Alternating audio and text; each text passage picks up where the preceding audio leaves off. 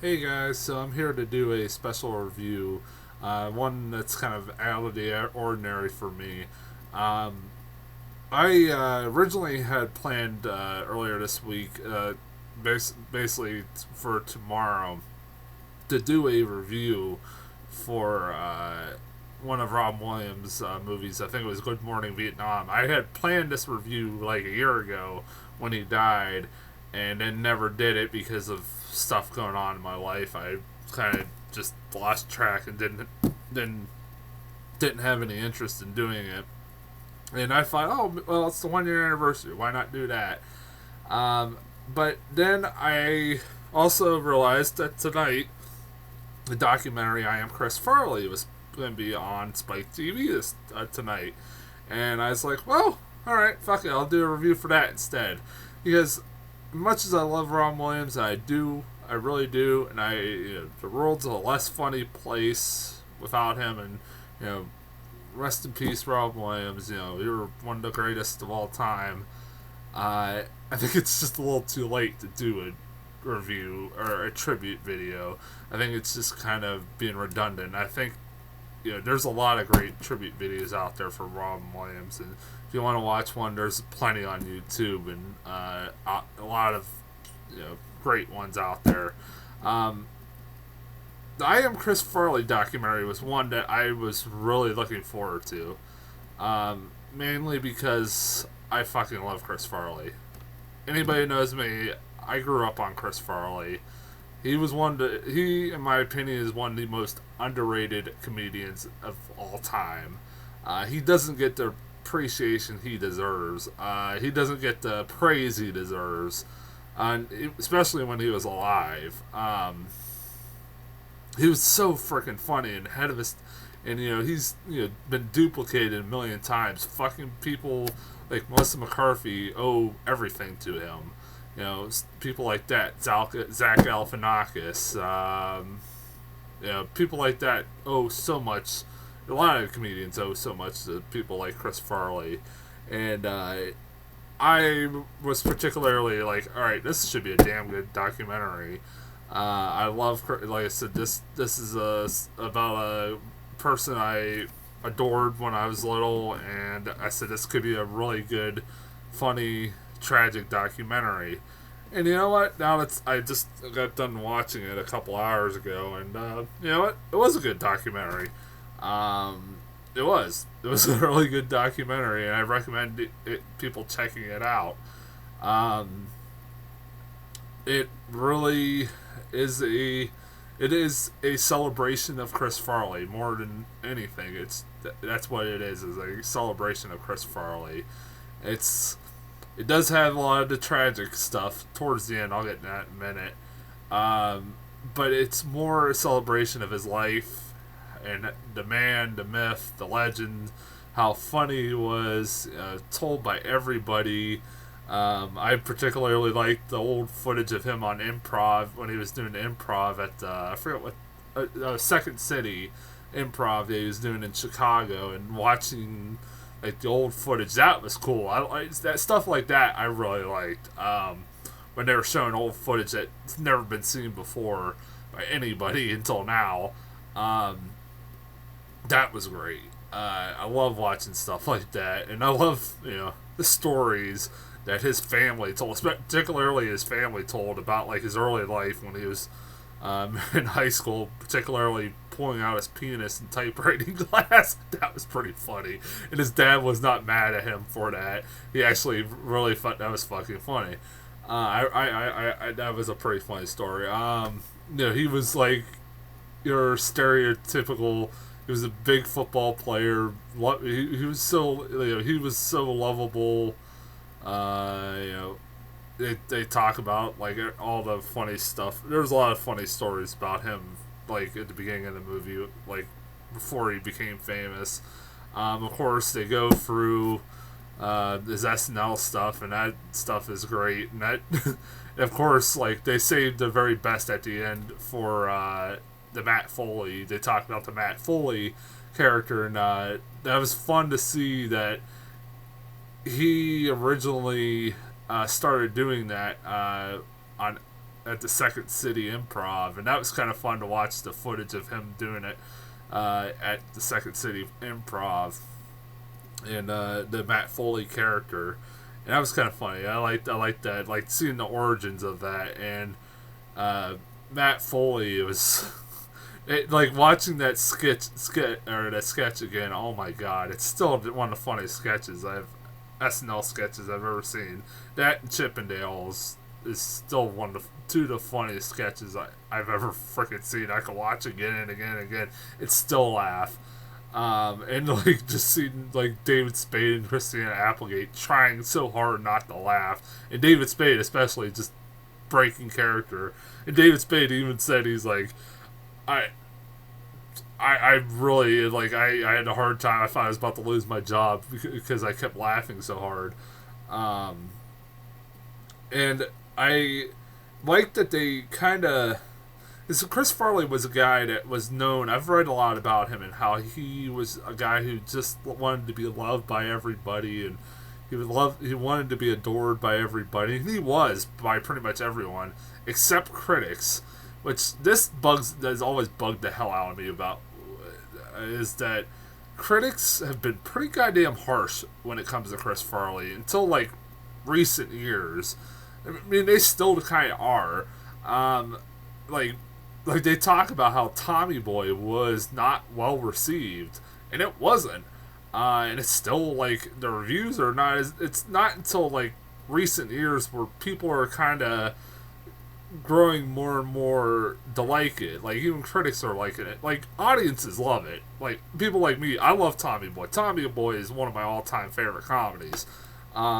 It's probably in my top 5. And I was just watching it just a minute ago here because it was playing right after. It was playing before and after. I mean, if you're going to play the best Chris Farley movie, it's Tommy Boy.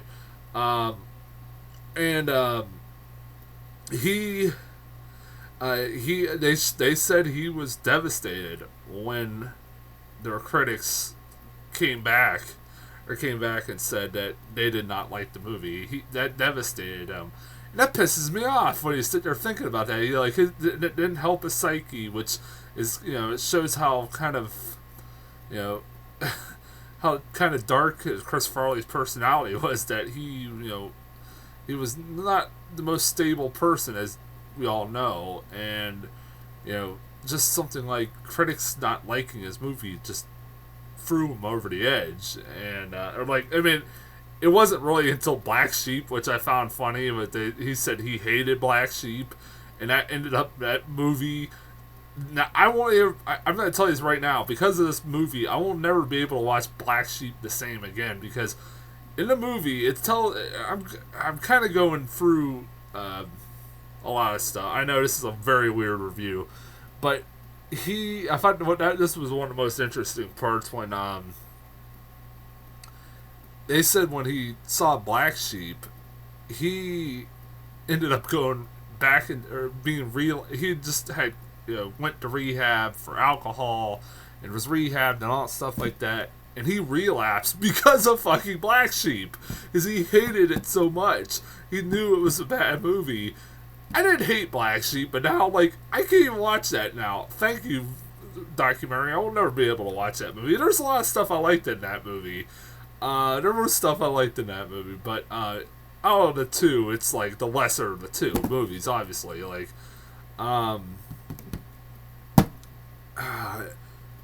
now, one thing I do want to talk about, and this is going to be a very short review, one thing I do want to talk about is that this movie does, I felt, kind of just gloss over his problems with drugs, especially. It talks at length about his alcohol, but doesn't really go over too much about his drug problem.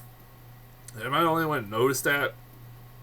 And honestly, I'm not pissed about that, because part of me is kind of split on that. Because part of me says that they should talk about that, because it should be a good allegory, like a good cautionary tale for people that fame isn't all. It's all that fame, the drugs, alcohol could be one of the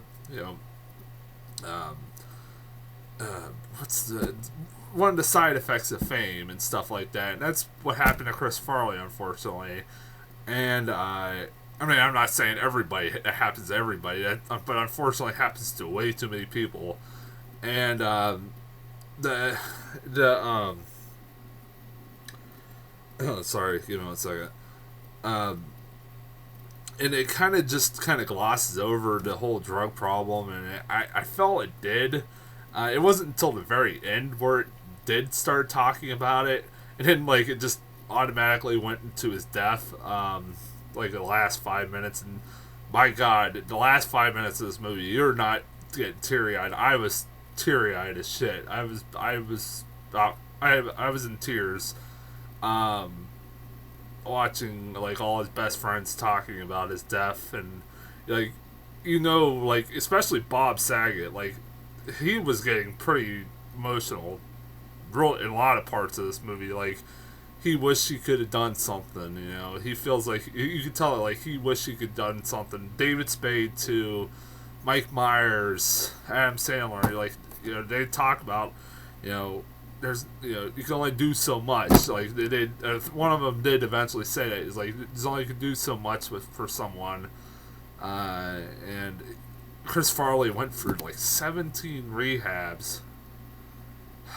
Man. It's a tragic story, and I wish he was still around. It's scary as hell to see like how much his brother looks like him, and he's now a stand-up comic. I've seen him in stuff here and there before, but he's not as well known. But my God, it's like I keep saying that he looks like what Chris Farley would look like if he was in his 50s, and I forgot Chris Farley died. He was 33. Goddamn. Man, I recommend this documentary. I want to say that right off the bat. I recommend this documentary. It's a really good. If you haven't checked it out, go see it. I've pretty much just gotten through it bit by bit. There's still a lot of stuff I didn't go over, but like I said, it covers a lot of stuff, a lot of ground. I do wish like I said, I do wish it kind of would have covered the drugs, the whole went a little bit more into the drug, his problem with drugs. But at the same time, I will say why I am kind of glad they didn't is because this movie was first and foremost, it felt like a celebration of his life, and you could obviously tell that they just wanted to focus on like the Chris Farley, the funny Chris Farley, the way we remember him, the way everybody wants to remember him, the guy who made us laugh consistent and all the time, and it was a celebration of his life, and it didn't want to like it felt like this was a movie that like what Chris Farley would want people to see and make like they said at the end of the movie, he was a guy that wanted to make people laugh. That was the first thing he wanted to do first and foremost. And the documentary first and foremost will make you laugh. It does make you sad at the end, but it will make you laugh for most of it.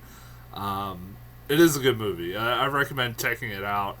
This is a very rare, like I said, review for me. If you want me to do some more on these, let me know.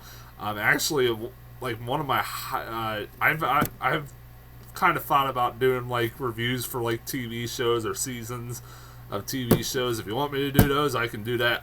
One of my most popular videos was the Office series finale. So I mean, I could do stuff like that. I don't do reviews for documentaries that much anymore, or pretty much at all. So like Life Itself was one of the only reviews I've ever done for a documentary. That was one of my favorite movies last year. But anyways, yeah, watch if you haven't. I'm sure Spike will be playing this movie, like this documentary, more than once over the next few weeks. So if you get a chance, go check it out. I'll be back Friday with, as planned, Straight Outta Compton. And until then, I'll see you guys later.